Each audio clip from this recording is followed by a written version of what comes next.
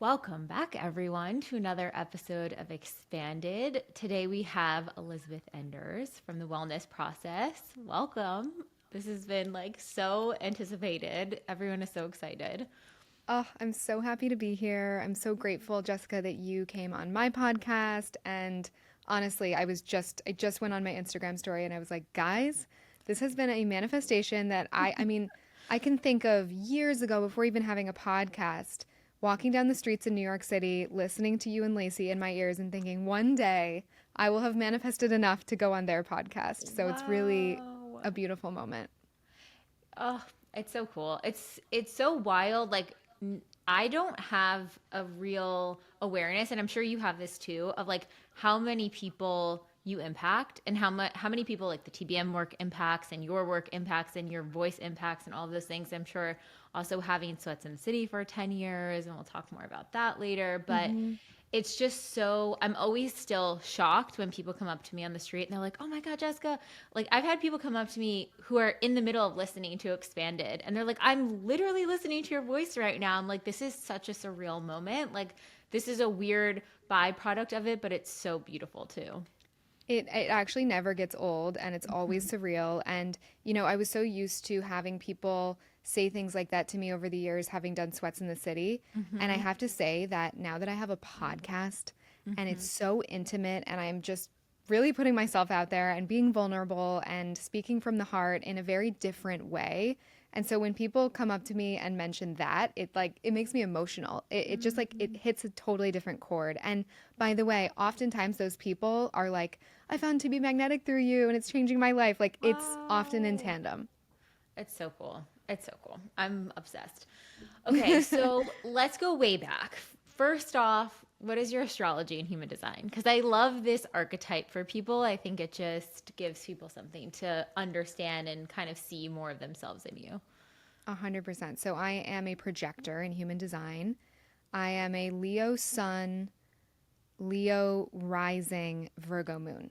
Wow. Do you feel like you resonate with your big three? Yeah, definitely. I mean, it's funny because I feel like your typical Leo is someone that is like kind of the life of the party and loves to be the center of attention. And I definitely find that attention through my work, of course. Mm-hmm. But I'm like someone who doesn't really like to have birthday parties and is worried about being dressed too fancy at my own wedding. Am I'm kind of like a low key Leo in my own niche areas, if that makes sense. Would you, yeah, I remember you shared that on your stories. You were like, I really don't like the attention on my birthday. And then even you were describing your authentic version of what you guys want your wedding to look like. It's very much that intimate setting. Would you consider yourself an introvert or what is it called when you're both introvert, extrovert?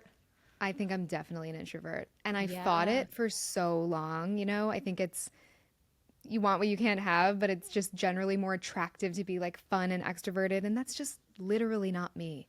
I Yeah. I love social settings when I love the people and when it's like a group under 5 at a dinner table, like a round dinner table, but other than that, I get very overwhelmed and I just need alone time to charge my batteries. I think this is huge and really expansive for people who there's so much pressure for people to be online. Like if you have a business, you need to be online, you need to be the face of your company, all of these things. And there are ways to do it where you don't have to compromise your authenticity. You don't have to compromise your energy levels or your social battery or whether you're more introverted or extroverted, you can really lean into what feels correct for you and show up in a way that feels good for you too. Absolutely. And I really think I've found that with podcasting because it is forward facing, but not so forward that I'm like in front of a big crowd. Hmm. I kind of feel like I'm alone when I'm doing it, even though it's reaching so many people. So cool. Okay. Childhood background and upbringing. What is one thing or a few things that really paint the picture of you as a child and what made you who you are today? Yeah, so I grew up in East Lansing, Michigan, a small ish college town in the Midwest. And two amazing parents, a sister who's 5 years older than me. And I would say that my family would definitely describe me as the sensitive one in the family. I was hypersensitive to everything. Everything was difficult. I felt my emotions very heavily. And honestly, I felt very misunderstood throughout a lot of my childhood, which is something I've kind of come to realize. And it wasn't anyone's wrongdoing. It was Mm. just that I didn't have the proper outlets and I didn't know that feeling really deeply was actually my superpower. So I kind of struggled for a while. And I feel like I've now found the right outlets and we can get into all of those things. But just someone who felt really big and felt a little trapped in a small town, I would say. Mm-hmm. It wasn't until I went to college and started meeting people from the East Coast at University of Michigan where I was like, wow, there's so many other worlds out there, you know? It was really eye-opening and expansive without me even knowing at the time that that's what was happening. Okay, so now painting the picture, because I know more of your story than maybe our listeners do yet, but you had this, what seemed like a real stripping rock bottom moment in your life where certain career things were not going the way you wanted, the relationship you were in was not going the way you wanted. Kind of paint the picture of that time because it sounds like during that chapter, that's when you like really started to connect with who you are. Yeah, absolutely. I mean, I've had a couple, but the first one that really comes to mind is probably during 2020. So I had just gone through a breakup, someone that I'd been with for like 5 or 6 years. And it was my first time living alone in New York City. I'd moved out of our apartment together, which was really tough. So I would have been like, I don't know, 25 or 26. And I moved into a new apartment in Chelsea that I, of course, manifested through TBM. And then COVID happened. And I come from a background of having a lot of health issues. And so COVID really brought out a crazy level of health anxiety for me. I was Mm. also totally alone in my apartment in New York. I couldn't get to my family. Some of them were health compromised, so I didn't feel safe doing that. And I didn't have this relationship that I had leaned on for so many years. And I truly have never felt more alone and isolated and scared.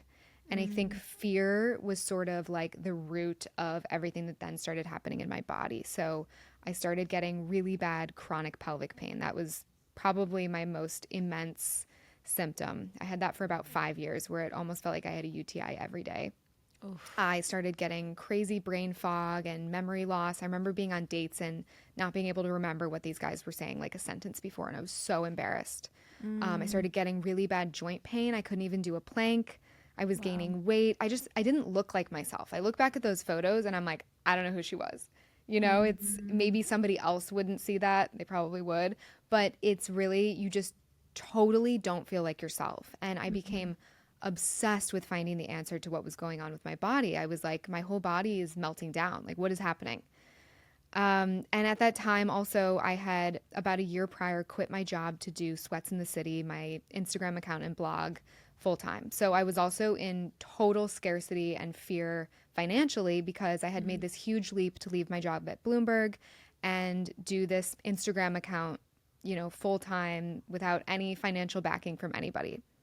So I would say that, like, kind of every area of my life, love, career, health, I was scared about my family. It was like everything kind of was an unknown, and Mm. the fear was coursing through my body.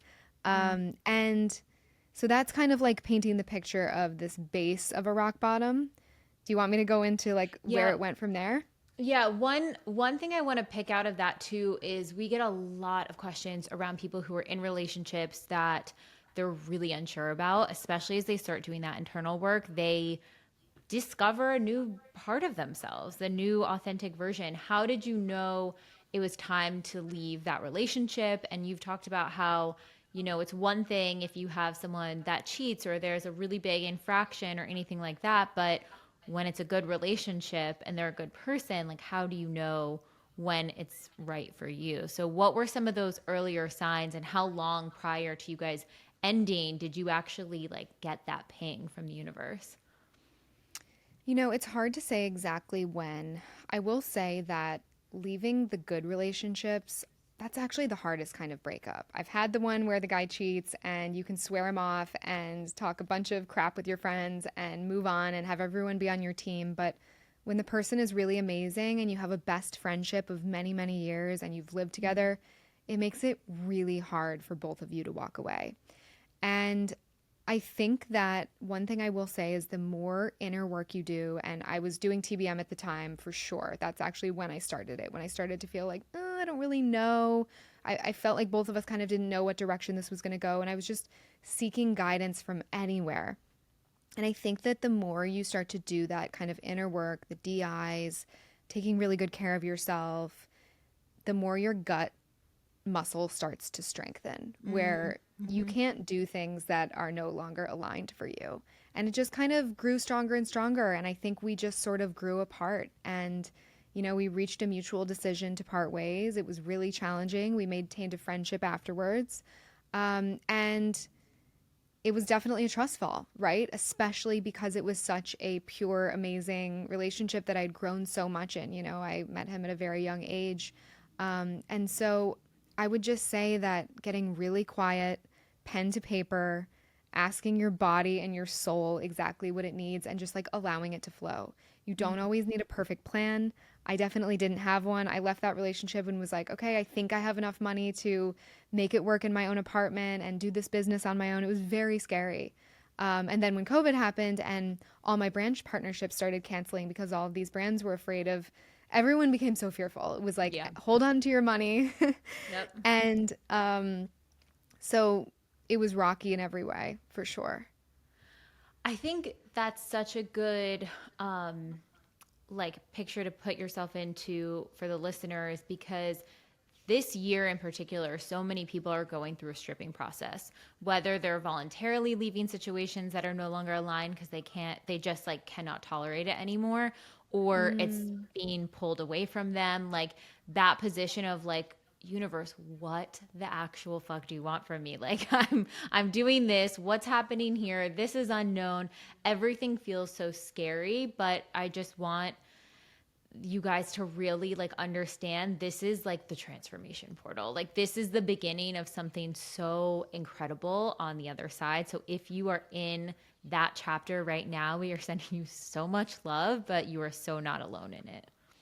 yeah, I really hope that this episode speaks to the person that's in transition, because even if it's not you leaving a relationship or being broken up with, it could be career, it could be your health. Like, I feel like I really hit on all of those areas in this episode. So hopefully everyone can see a little bit of themselves in at least one of those categories.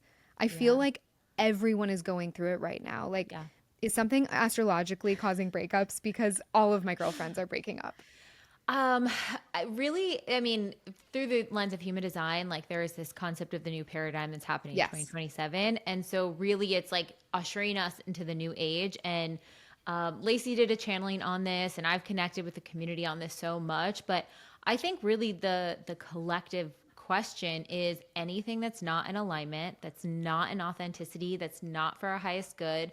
We don't have the luxury of wasting time settling on the things that aren't for us, because I think our all of our purposes are like, you need to wake up. We don't have any more time left. Like wake up, look at what's Hmm. happening. I think everyone has a very unique gift and purpose in this lifetime, and not enough of us feel empowered to seek it. And so if the more people, it's kind of like getting everybody prepared so we can all get on the path to, I think, hopefully usher in a better, more evolved world. Yeah, it's a really good way to also reframe it. And I will just say, having gone through so many of those transformations, all of them were a gift. So what, okay, so you're going through this, there's like chaos, so much unknown. What were you manifesting? Like what did you want? And then what was showing up? What was happening? What do you think the fears, the stuckness, like what did you need to process through in order for those things to come to fruition? So I would say with my health, all I wanted was to be pain free and healthy. I was obsessed with it in a way that actually was to my detriment, because I was trying to control an outcome so tightly. And I don't fault myself for that at all. Honestly, I was just trying to survive. I was so low. I was depressed. I can't reiterate enough how uncomfortable it is to feel like you have a UTI every day and not. Yeah. And so I really, tried to take it into my own hands and see every doctor, try every supplement, take the medication, get the scan. I did it all. And it wasn't until, gosh, I think it was New Year's Eve of 2023. So at that point, I had probably been in pain for at least 3 years. and someone mentioned to me this woman, Nicole Sachs. And I Mm, would say that that was a divinely guided situation. I don't know how else to put it. You know, when you just hear someone's name or mhm, a thing and you're like, that's for me. So a mm, ping of sorts, I'm not exactly sure what you would call it, but I immediately resonated and was like, this is something that I have to go all in on. I bought mm. her course, I read her book, I started doing her daily journaling practice, and lo and behold, her work, which is all around, you know, how stored emotions can cause physical pain and chronic conditions, and being able to release it every day through a daily aggressive journaling practice has landed me in a place where I sit here today completely pain free and healthy. So I got there. It Wow. took way longer than I would have ever hoped, but some Mm, of these things do. And it also then simultaneously landed me to creating my podcast. So I mm, genuinely look back at each of these little things, even the pelvic pain, and I'm like, there was a gift in that. It was guiding me to my purpose, all of it. mm. And so you know, sometimes it's easier said than done to not try to use force to get our way with these manifestations. Yeah. But I think you'll find your way one way or the other. And mine just had to be kind of a low and slow process, but I finally got there. I mean, there's a couple of huge things I want to point out because we do have a lot of people who have chronic health issues and ailments and illness and all of these things, and they're definitely testing different modalities and all of that. But the two things that really stand out is you are in a place of desperation looking for all of these like fix me, like where what is going to be the magic sauce to like really clear this and like take this out of me.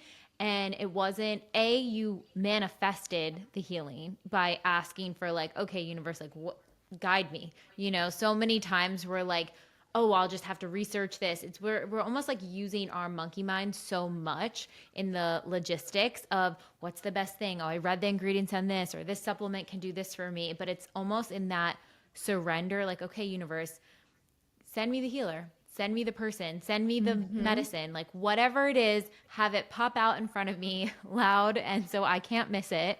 So I know Yeah. what is the thing that I need for me. Um, but then the second piece is the fact that through this journaling practice, and I've learned about it through you, which I'm like now trying to get Daniel to do because he has health ailments. And I'm like, you have to sit and write about this. Like, this is Yes. huge. Um, but that unfiltered, basically like, and it's almost like a aura clearing for your energy insides, it sounds like, right? Absolutely. And I Mm, just also have to say for the person listening that's like, yeah, I'm sure journaling cured your chronic health conditions. I felt the same way and it honestly went against everything I believed in. I was like, there is no way this is going to work. I have chronic bacteria in my bladder. You know, I was so fixated on all of the science of it, and of course yeah. there is a time and a place for that. And I had to go through my process with it all.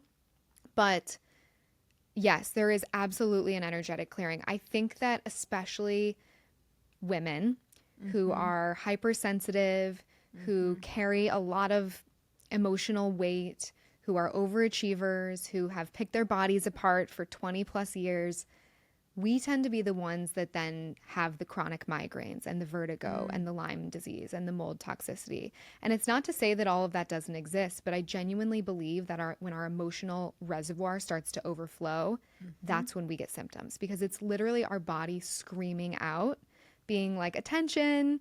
Nicole Sachs always gives this, she tells this metaphor of, you know, there's a fire in this house and the flames are raging and the fire alarm's going off and the fire department arrives and they start spraying and they're spraying the fire alarm instead of the fire. That's what we're Mm-hmm. doing when we're playing whack-a-mole with these chronic symptoms. And I'm Mm, trying to band-aid my joint pain and I'm trying to like do all these little tiny repairs all over my body. And it's like, there's actually something, there's an alarm bell going off yeah. inside. And Yep. so you know, back to your original question, I think it absolutely was an energetic clearing. And by the way, it's one that I continue to do every single day. I will not miss a Yeah. day. It is my medicine. I think finding the thing that works for you guys in terms of having that outlet to feel through emotions, like for different people, it's going to be different things. For some people, it's Hmm. movement. For some people, it's stillness. For some people, it's journaling. You know, like definitely if you are someone who's suffering from chronic health issues, try out this exercise 100%. Um, But I feel like it's so important that we cultivate those practices because it's not going to magically go away. We're not going to have I always have this fantasy that, like, okay, when I go on vacation, I'll finally process everything I've been thinking about and whatever. And it's like, you go on vacation, you don't want to journal. You don't want to feel through heavy feelings. You want to relax and be with family and friends and have fun. So it's like, the practice is in the daily. The practice is in every single moment, just offloading it bit by bit by bit. I mean, even after I record podcasts, I always do our clear your aura DI because I'm like, whatever energy, whatever stories, like I release it, I let it go. I need to feel what Mhm. I'm feeling and keep it moving. But I think finding that for yourself, especially if you're someone who is struggling with anything with health related, that's going to be massive. Yeah, I actually feel like having had this discovery at a younger age is my superpower now because Mm, I see it happening in myself. A little thing will pop up and I start to kind of go down the rabbit hole, and the fear just fuels it. And you mm-hmm. can literally stop these things in their tracks. And by the way, I'm not speaking to serious medical conditions. Obviously, everyone should get everything fully checked, and I did that. But these chronic, uncurable, I say that in air quotes, things might have another layer to them that I think a lot of listeners might benefit from exploring. 100%. And it's also just something you could do on top of whatever your medical practice is. You know, it Yes. doesn't mean you have to do this instead of any of that stuff. It's just like this is something that could really help lower the inflammation in the body, process emotions. I mean, the science is getting better and better at just seeing the intersection of the two and how they're so inextricably linked. So it'll be interesting to see over the years what starts popping up. I mean, I feel like you can't scroll 2 seconds without seeing something on nervous system regulation. And I'm like, there's a Totally. reason. Yeah. People are starting to open their eyes because I think a lot of people, similarly to my situation, reach a rock bottom where they're like, I will literally try anything, even if it sounds insane. I'm thinking of like all the crazy things I've heard of my friends do, like something with like frog venom or frog. There's some like weird thing with frog. Like there's crazy shit out there, but just try what works for you guys. Yeah, Okay, exactly. so you're in this process. You're finding this healing with the chronic health issues. Are you manifesting a partner? Have you crafted an official list? What does that look like? Yes. So I had all my different categories with my TBM work, right? So there was the health piece. I was, trying to envision what a healthy body would look and feel like. There was definitely the partner piece, and that I worked at for a long time. And then there was also career, and I didn't know exactly in that what that would look like. And I think that's what stops a lot of people up where they're like, I don't know, it's just such a blank slate. Like, where do I even start? And so I really tried to get into what that would feel like to start something Mhm. of my own. Mm. Um, and so, yeah, with the partnership list, I did that exercise many times. I would say that the most potent version of that exercise was at the end of 2020. Now, so I had quoted the end of 2023 for when I discovered Nicole's work. I believe that was actually end of 2022. So, end Mm-hmm. of 2023, I sat down with one of my girlfriends. We did like a little us retreat at her home in Naples, Florida. And we were like, we're going to do the TBM end of year challenge. And Mm. we were accountability partners and we did it together. And that is when I really went in on the partnership stuff because I felt like, Mm. okay, I've kind of finally handled this health stuff. That was a base that needed to be well tended to before calling in my partner. Mm-hmm. And I started crafting the list. We were very diligent. I did the full challenge and I met my fiance probably about 7 months later. Wow. Okay, I'm so curious because you were also calling in health, career, and relationship. When you look back now on those things, was there a through line or a belief about self or a story or a narrative that connected a little bit in all three? I think that I had this limiting belief, and it's something that I still have to actively work through. And I don't know if it connects so much to the health stuff, maybe. I have this debilitating fear of being mediocre. Yeah, I don't Mm, think I've ever actually said this on a podcast before. And just being like good and happy, but not like excellent. Mm-hmm. And I think that I felt that a lot growing up. I felt very comparative to other people and the things that they had. A lot of Mm-hmm. shame around liking nice things. Turns out it's part of my authentic code, and like it actually genuinely brings me joy. It's not about money, it's about aesthetics and beauty. And I think that I was sort of stuck in feeling mediocre in both areas and feeling like maybe, other people would say that what I had was great, and so it just needed to be good enough. And simultaneously, I felt this pull to be extraordinary in both of those areas, to feel extraordinary about the person that I marry, to feel like, wow, my career is exactly what I've always dreamed it to be.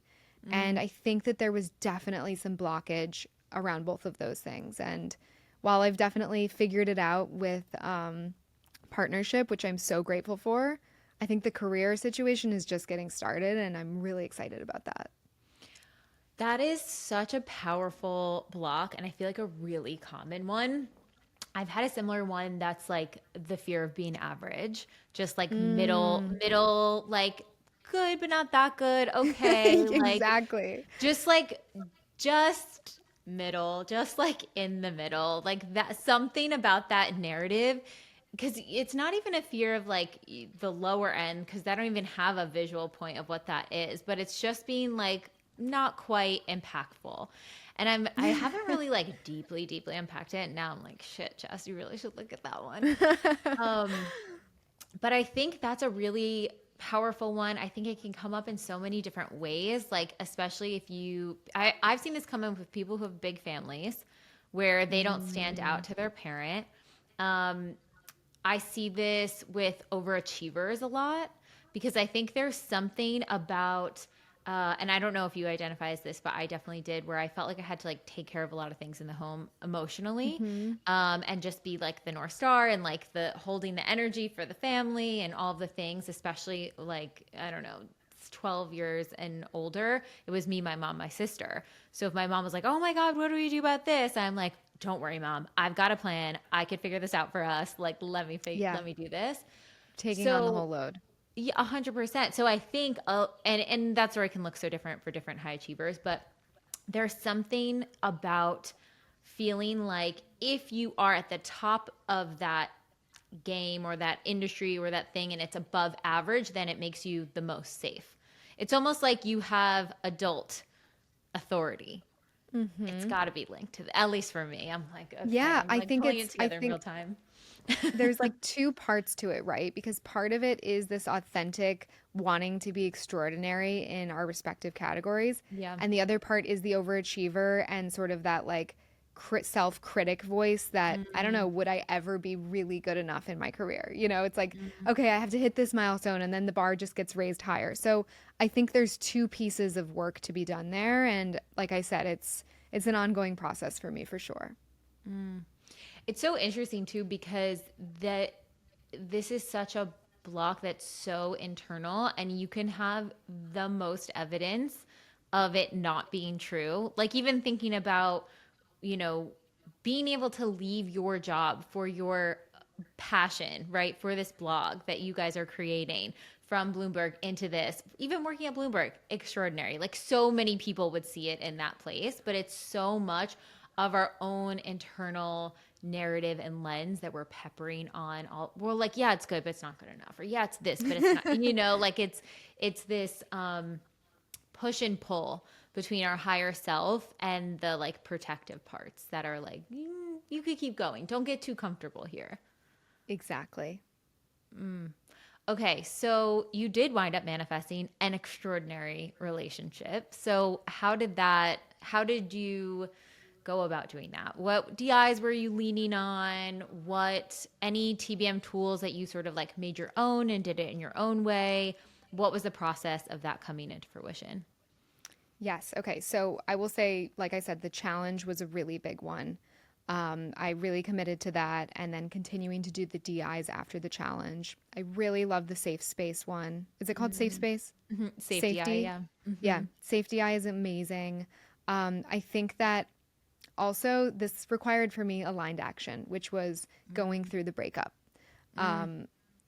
when I started that challenge, I was still in the relationship. And I think it made it really clear to me that I was blocked. And I really think that when you're in the wrong relationship, even if it's an amazing person, it's easy to become blocked in a lot of areas in your life because you're just kind of setting the bar at like, okay, this is the kind of thing that I will accept. You know, Mm-hmm. it sets the tone for all areas of your life. So I will say that TBM really helped me with taking that aligned action step.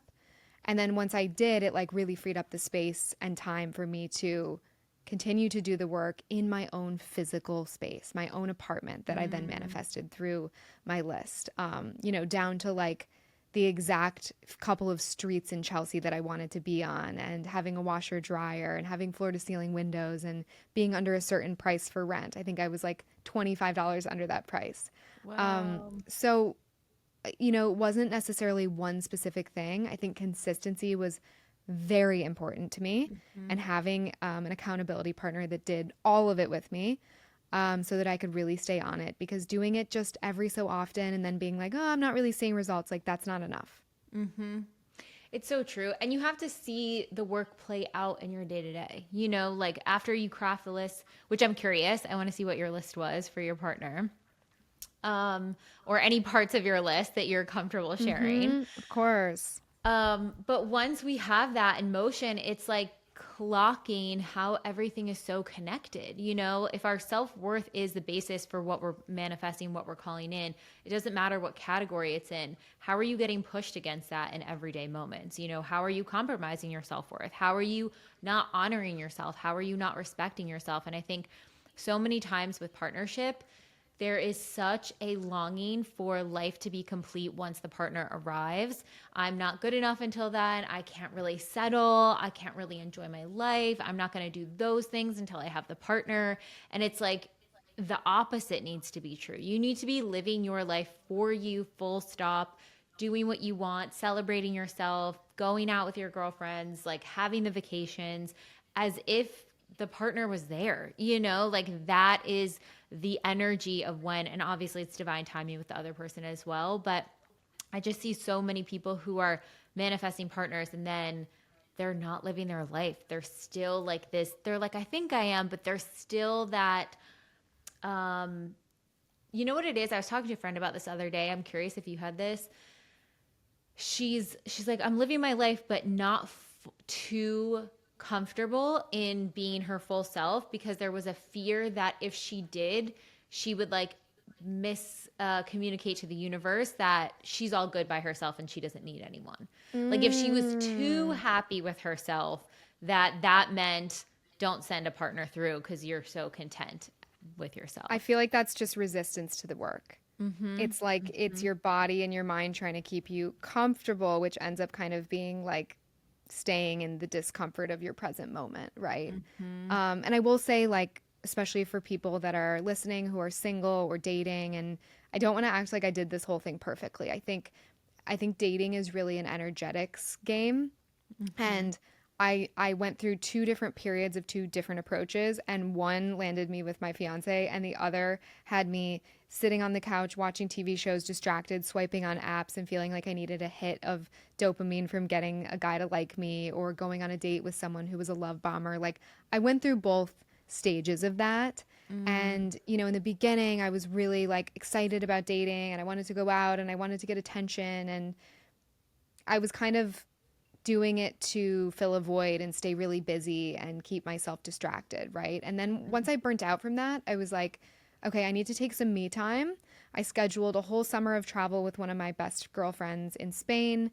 And that, of course, is when I met Clayton. And it was actually Mm-hmm. interesting timing because I then ended up having to leave and go to Europe and be away from him. And I actually think it worked out beautifully because we didn't rush into things at all. So, again, like all in divine timing.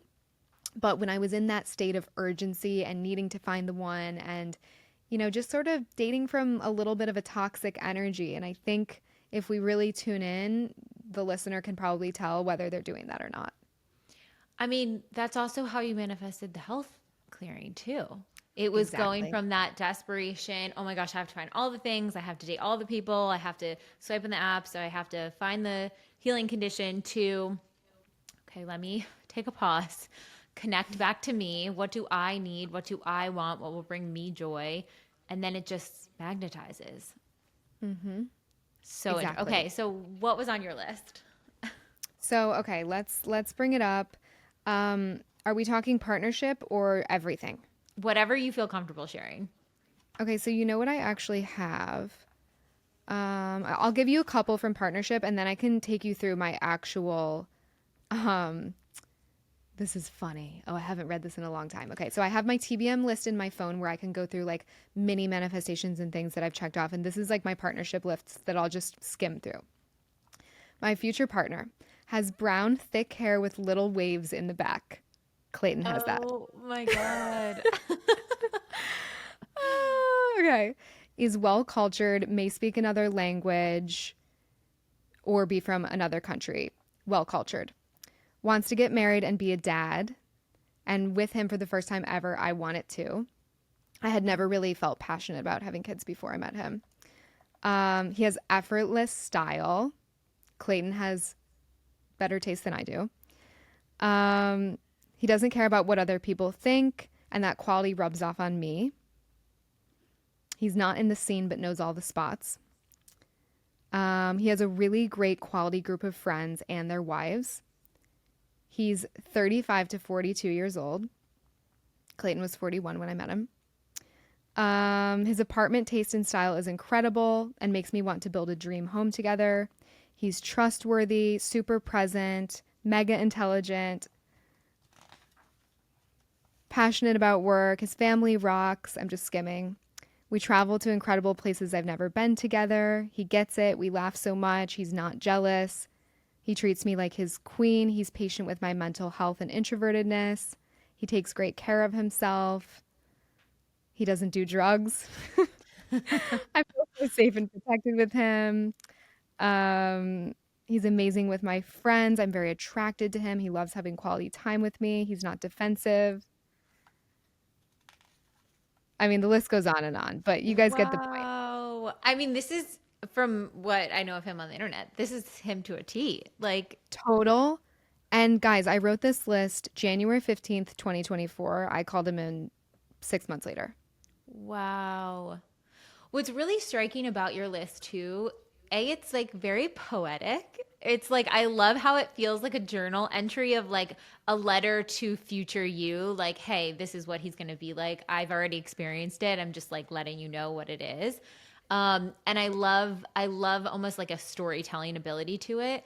But so many of the qualities were about the connection, was about how you Mm, feel with him, how you feel seen, how you show up for each other, the things that you connect on, like style and culture and travel. You know what I mean? Like it's mhm. all in there, but it's in there through the lens of how will this make me feel? How will this show up? How will this present?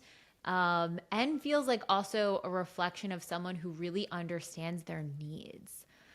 It sounds And like by the you, way, yeah. yeah, that really came from having been in many different relationships and figuring it out that way. You know, sometimes it's Mm, trial and error. And I think people put so much pressure on themselves to find the one right away. And a lot of our friends start getting married when we get out of college. And there's so much pressure and timelines and things like that. And it's like, what about actually reframing it and looking at all of your ex relationships as learning experiences and the greatest mirrors to figure out things about yourself that maybe need some work and also things that you genuinely really value in partnership, some of which may surprise you.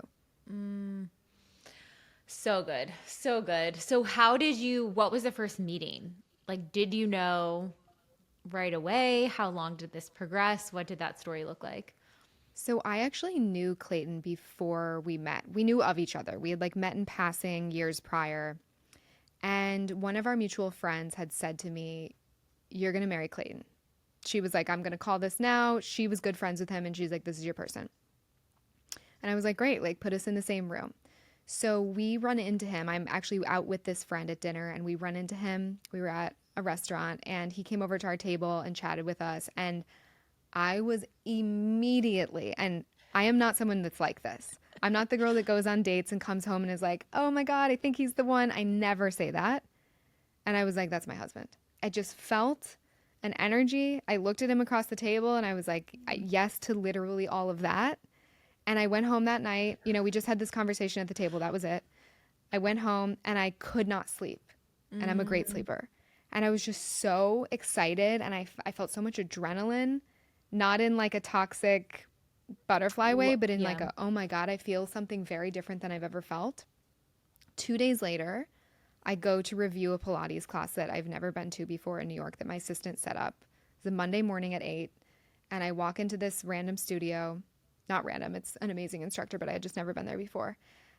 And he's sitting on the reformer next to me. And we both just look at each other and we're like, mm-hmm. And we talk about that moment now and we're like, yeah, we both had an understanding in that moment. And I actually texted Dale, my business partner at the time. I met my husband in Pilates today. And she sent me a screenshot of that when we got engaged. She's like, remember this? Wow. Yeah. I And that was just feel last summer. It was a year ago. that feeling you're talking about where there's that excitement, but it's not like that toxic override butterfly feeling. I feel like it's Yes. a feeling of almost an out of body feeling. I felt it when I met my partner, where I was like, I am conscious that I just met this person and it is not logical. And I'm going to do all the healthy things. I'm not rushing into anything.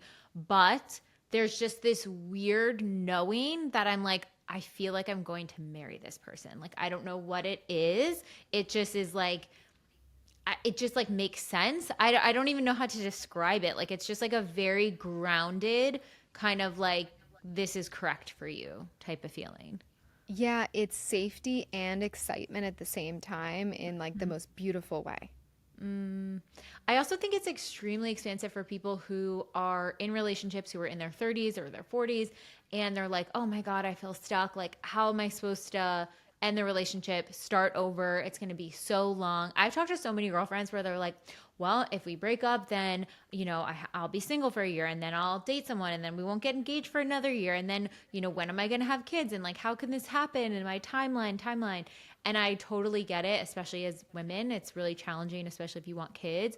But I feel like if you are dating when you are a little bit older, like 30s plus, the timeline is faster. You know yourself better. The other person knows themselves better. It doesn't have to be the timeline of dating that it was in your 20s, where you want so much get to know you time. I feel like partially you have such a long runway during your 20s or even early 30s because you're figuring yourself out. But when you deeply know yourself, it doesn't need to be this like really long, drawn out process if that feels aligned for you. 100%. And I have so much empathy and understanding for people that are in their 30s or whatever age and they're feeling like maybe it's not the right partner, but oh my God, how will I ever start over? And this is something that I really turned to your podcast for in a big way because it was expansive to hear other people talk about going through breakups and making that decision to walk away when it's an amazing person and you could have a great future together, but it's just not exactly what you wanted or what they wanted. And yeah, all I can say is that the trust fall will always pay off if you're really truly tuning in and listening to your gut. And also to your point about dating, there are so many pros to meeting your person a little bit later in life. I think that our standards are higher. We have such a lower tolerance for any bullshit from the people that we're dating. And things can move a lot faster because people are more ready and they have a way better understanding of the things that they want, the priorities that they're seeking in a relationship. And yeah, if I had sat there and worried about, okay, I'm 31 now, if I meet him by 33 and then we get married and then I'm having a kid at 37, like, it's just, I understand that that's a protective part of you trying to play things out, but it ends up being very counterproductive. So much of the through line of your story is just like really sinking back into self and understanding what you need and giving that to yourself to lean you into surrender versus the dog paddling energy. Is there any other insights or tips or things that you're like, dang, this really helped? Or especially, you've talked about being like really in your head and an overthinker. And I can imagine for people, especially when they're dating and then you're like, I think I found my partner, how that overthinker part might take over the scenes. Was there any way that you sat with those parts or processed those parts so you didn't allow them to kind of come in the driver's seat and take over in those instances?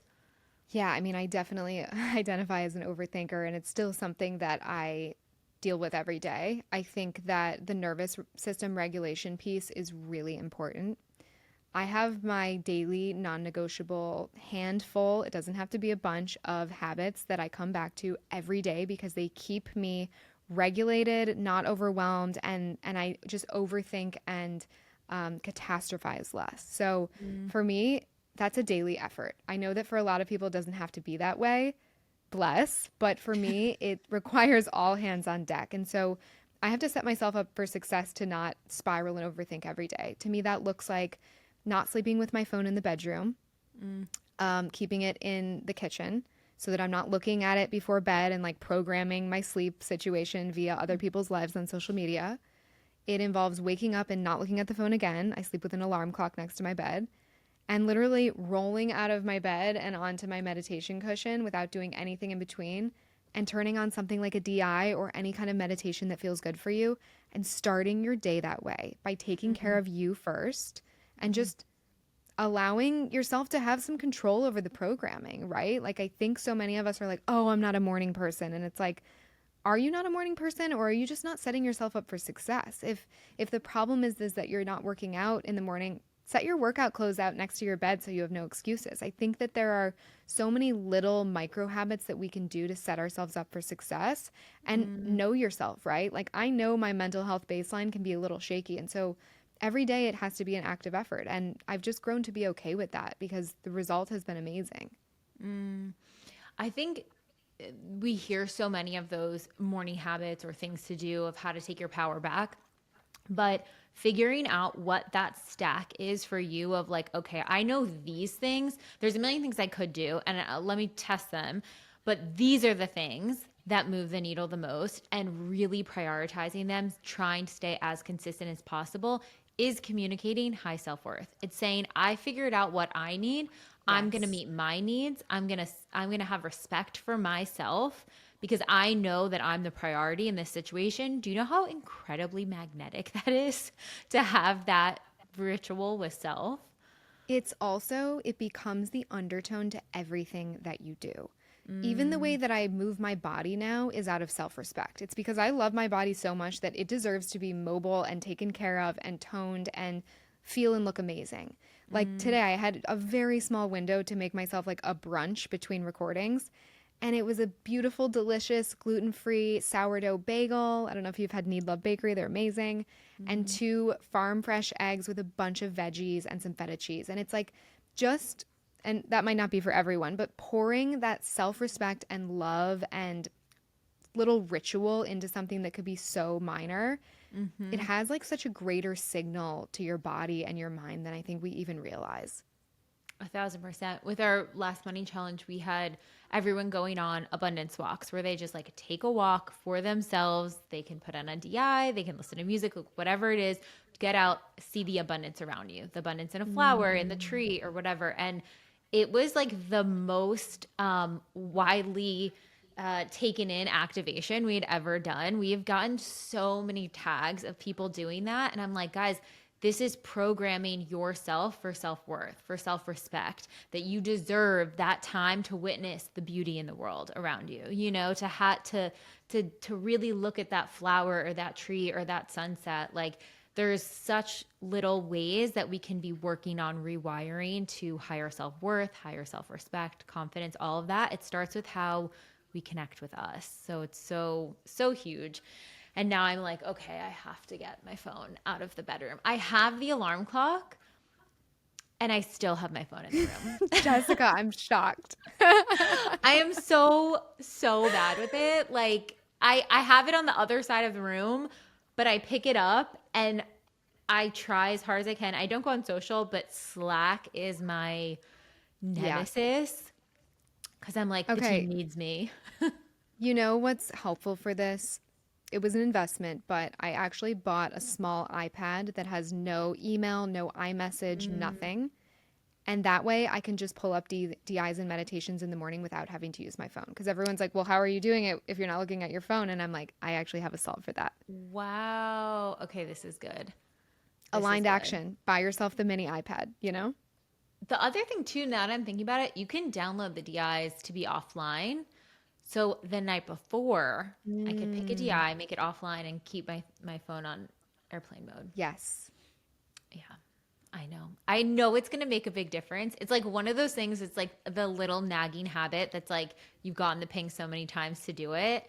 And I know it's going to make me very magnetic on the other side of doing it, even though it's such a little habit. But it's, yeah, the commitment is happening. Great. I'm checking in. Okay, so now bring us to career updates because you just announced something, and I know this episode will probably air a little bit after this happened, but the blog that you launched, created, grew into this huge brand with one of your best friends you are now separating from. So, how does this relate to your career manifestations? And are you getting more clarity around what you want in career? What is that looking like? Yeah, so I think that a good place to start is around the creation of my podcast. And, I was doing Sweats in the City when I started my podcast for about 9 years at that time with one of my best friends, Dale, and we were reviewing workouts and wellness things. And when I started doing my podcast, which has sort of a through line and a purpose around my chronic pain and conditions. It's about all things wellness, but that's definitely something that comes up a lot because I just feel so aligned with sharing this work that's changed my life so much through Nicole Sachs, of course. And the more I started sharing just in a really raw, vulnerable way with kind of no game plan on what it was going to look like or structure. Just doing it literally from the heart because it felt good and because I started to feel momentum of other people receiving it and telling me that. The more I started to realize that I was having that sensation that I had for those first years of doing Sweats in the City, where I was so aligned with what I was putting out. The content was just flowing through me. I would get pings in meditations of, ooh, this is like what you should make a reel about. And it had switched over to the wellness process, which is my podcast. Mm. And so I started really rolling with it and just pouring more of myself into that. And at the time, Sweats was like really a pretty well oiled machine. So I was able to keep up both. But with time, and honestly, as the wellness process grew more financially abundant and I felt like I could support myself, it became increasingly difficult to do both. Mm-hmm. And I'm really not someone who can do something half-assed. Like I am 110% all the way. And so I was kind of burning myself out by trying to maintain both things. And, I was also just in a little bit of like a content slump. And I Mm-hmm. think that content is all energetics as well. Mm-hmm. People can really feel the energy of what you're putting into a reel or a static post or even a story. And, I was dragging my feet a little bit. Like reviewing workouts just wasn't lighting me up in the same way. And I started having these kind of organic conversations with Dale about it where we were brainstorming content directions and just communicating about us both feeling a little bit blocked up in the content department. And we had a couple of these conversations and we finally were like, let's take the weekend. It was 4th of July and both sit on this and see if this is something that we still both want to do. Like, I think we owe it to ourselves and the business and our followers to, really go inward. And I sat on it and I came back to her that Monday after the holiday and was like, I can't do it anymore. Mm. And I was so pleasantly surprised. I mean, Dale is just an amazing stand up human being all around. And like I said, one of my best friends. Her response to it was so understanding and she was excited to take on the business herself. And I was so Mm. happy and relieved about that. What the last thing I wanted was for Sweats in the City to cease to exist because I was pulling the plug. Mhm. That was my nightmare. This is a very precious community to me. This is where I started my career. This is, a big portion of my listeners and followers on the wellness process came from Sweats in the City. And so, yeah, from there, we really kind of made a game plan on what it would look like and all of the behind the scene details and financials and things like that that we had to sort out. And our friendship has remained the top priority throughout all of this. And I Mm. feel so lucky for that because I think with business, things can really go sour really easily. Unfortunately, when money gets involved, things can get really complicated. Mm. And Dale and I both agreed in the very early days of Sweats that we would never let that happen. And even through all of the ups and downs and having to sort of like reinvent ourselves during COVID and start fitness apps and do all kinds of other crazy things, fail at different projects, and now this, where I decided to leave the business, like we are stronger than ever. And we're both really excited for Sweats to have a 2.0 with Dale leading the way and being able to pour all of her energy individually into it. And also for the 2.0 of our friendship, where we get to actually Yeah. be just friends and not have 90% of our conversation and seeing each other be around content and business and money. Yeah. I think there's also such a freedom of having the, like, even though it's with your best friend and you're creating content in that lane, it's like you guys did that and you've done it for so long. And then to kind of break out and stand on your own 2 feet on something, it's like the energy well shifts. And it's like, wow, this is fully in my frequency. Like, what do I want to create? What do I want to alchemize? What do I want to put into it? I think it's a really powerful thing to do. And by the way, I definitely had a block around doing things on my own. So Mm. I didn't mention this prior, but there was like a little sidestep in this story where I actually started a podcast with somebody else before I started the wellness process. Mm. And it was way more pelvic pain focused, and it really kind of like took on that identity. It was pain, it was endometriosis, it was medical stuff. And I was like at first really passionate about it, and then I was like, this isn't feeling aligned at all, especially as I got into the nervous system stuff, and I was like, this is actually perpetuating the narrative that I'm sick and there's something wrong with me and it's not feeling good. And Mm. so we ended up starting that, pouring a bunch of money into it and like doing a photo shoot and the whole thing and putting out probably like 10 or more episodes and then deciding to not do it. So that was really hard, Wow. but it was also, I feel like the universe pushing me like, you got to do this on your own. You keep trying to do these things with other people to stay really safe and comfortable and to have someone to always lean on. And that served me and Dale in so many ways to be together for 10 years. I would never change that. But with the podcast and with this next phase of my career, I really needed to do it on my own. I don't know why. I don't really see auras, but your aura is like glowing white right now. Like the second you started talking about like launching your own thing, it just went like I can't. Stop. I wish I could screenshot it. It's like so palpable. I'm Oh like, my what is going God. on? I The wish white I could aura is see supposed to be like auras. very good, like grounded, like very, very high vibe. Wow, I'm flattered and honored, and I do feel that. I mean, I feel like my heart is like racing right now talking about it, and not in a nervous way, in like a I just I feel so called to share and talk about it, and also just like so much gratitude for being here. I think it's also so wild the even thinking back on that block of like the mediocre piece, right? Like, Hmm. okay, if that is a fear or a limiting belief in some way, I also love the flip side of like what does it authentically mean to embody the opposite of it, right? Like owning the shadow of it, but then authentically being like, okay, my child brain thought mediocre looked like this material XYZ things. I can let that Hmm. go. But actually, maybe this limiting belief, instead of being this detriment, was actually the thing guiding me saying it needs to be this big thing. It needs to impact loads of people, you know? And it really was that North Star that's like lighting you up, going towards your own career passions and having that evolve. Because I think sometimes we think limiting beliefs, it's like get rid of them, erase them, all the things. But it's almost like what is the more empowered version of that that actually feels authentic? Like maybe there is authenticity that wants to come out and connect through that. It's just kind of dropping the ego portion of it too. It's so true. And I think this is a very important reframe of not trying to like swat away all of our limiting beliefs, but more take a magnifying glass to them and be like, what's actually going on here? Because you're right. And to be honest, I would not lie on here. I really don't feel mediocre at all in my Mm-mm. career anymore at all. I mean, Mm-mm. I really feel fully expanded, and like I said, I have a long way to go and there's so much I want to do. I really genuinely feel in my soul that this is just the beginning. But I'm very proud. And I do feel like that fear of mediocre was like, don't settle in these different areas of your Mm, life. Like mhm, actually like reach for the stars kind of mm. energy. I mean, that's what everyone needs to hear right now. It's like if you have that calling, if you have that pull, if you're like, I want to create something big, I want to create something impactful, obviously sit with all the inner child parts that like maybe trying to get needs met, but Hmm. there's just an energetic difference between my soul is calling for this and it's grounded and calm and wise versus I need this to like fill a void. It's so different. Yes. I remember I saw a kind of like coach slash therapist in the midst of this journey and going through my breakup and whatever. And I'll never forget, she described my energy like a baby rabbit's heart racing.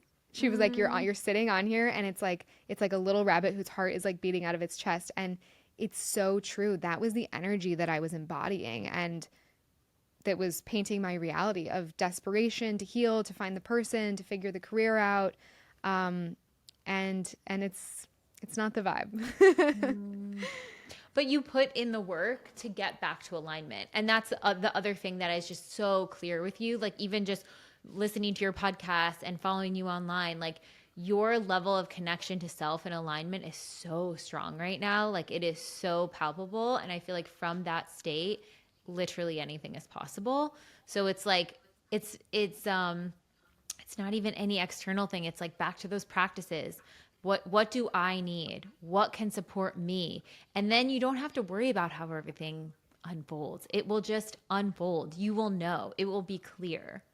Yes, I think a really good example of that is with content and, Mm-hmm. putting a level of pressure on myself to put things out that do well, right? Like it's just kind Mm-hmm. of part of my job and part of the game on social media. And when I am able to regulate and slow down and do my daily morning meditation, which I'm on almost day 200 of a streak of not breaking it, Wow. which I never thought I would be able to say. I was the classic like non-meditator. When I get really quiet, I then find that throughout the day, during times when I would have normally filled that space with like self criticism or worry or spiraling, like we spoke about, instead I get ideas.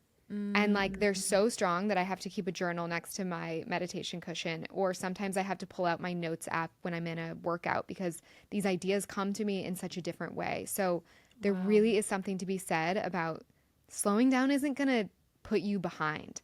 It's Mm-hmm. actually going to make the path to where you're supposed to be way more efficient Mm-hmm. and way less effortful. Mm-hmm. I forget what DI it is. It might be the rooted in abundance, but it's like, can you feel how slowing down actually allows everything else to expand? And I feel like that is such the key. Like the little micro moments that you can create spaciousness actually allows so much more to come in. This is a really good note for people who talk about not getting pings, following that Yes. slowing down and seeing how it switches over. It's like the person that's like, was that a ping? Is there a ping? I feel like I'm not getting pings. And like, the pings aren't coming because they don't feel safe. Hmm. And there's so much frantic busyness. I think so many Noise. people. I mean, you could pick up your phone and do something in 2 seconds. Like there's so much stimulation that it's a radical act to step away from it, and it's the exact medicine we all need in order to connect back to ourselves. Exactly. Oh, thank you so much, Elizabeth. This is amazing. People are going to be messaging you. Check out her podcast, Wellness Process. She has her solo in there on full details of her engagement, which is such a beautiful story, too. Where can people find you, connect with you, and what's on your heart for what's next?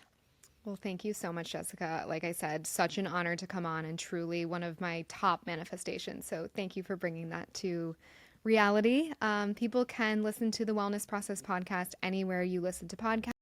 And you can find me on Instagram at the Wellness Process Pod or my personal account, Eliza End, which has more like wardrobe and things like that incorporated. So and what's next? I'm getting married in about 2 months, and I'm really excited for that. And we're moving into a new apartment that I manifested, and there's a lot of big things happening. So I'm really, really jazzed up right now.